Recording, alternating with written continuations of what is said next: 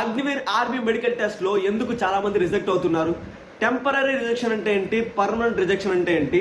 Medical test లో ఎలాంటి సమస్య ఉంటే మిమ్మల్ని టెంపరరీ రిజెక్షన్ చేస్తారు, ఎలాంటి సమస్య ఉంటే మిమ్మల్ని పర్మనెంట్ రిజెక్షన్ చేస్తారో ఈ వీడియోలో క్లారిటీగా చెప్తాను. వీడియోని చివరి వరకు చూసేయండి. ముందుగా టెంపరరీ రిజెక్షన్ గురించి మాట్లాడుకుందాం. మెడికల్ టెస్ట్ లో గుర్తించిన సమస్య ట్రీట్మెంట్ తో నయమయ్యే సమస్య అయితే మెడికల్ బోర్డ్ మీకు టెంపరరీ రిజెక్షన్ ఇస్తుంది.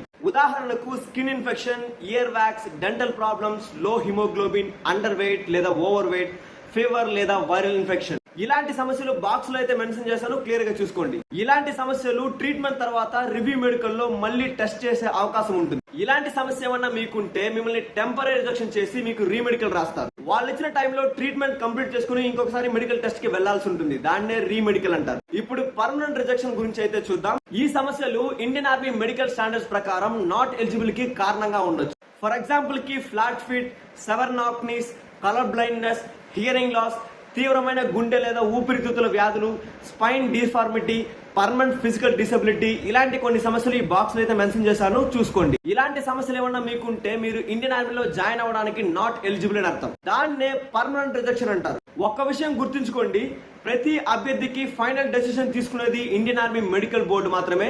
అందువల్ల సోషల్ మీడియాలో వచ్చే అపోహలను నమ్మకుండా అఫీషియల్ మెడికల్ స్టాండర్డ్స్ ను మాత్రమే ఫాలో అవ్వండి. ఇలాంటి Agniveer army, air force, navy మరియు డిఫెన్స్ రిక్రూట్మెంట్ అప్డేట్ కోసం మన పేజ్ ని ఫాలో చేసుకోండి.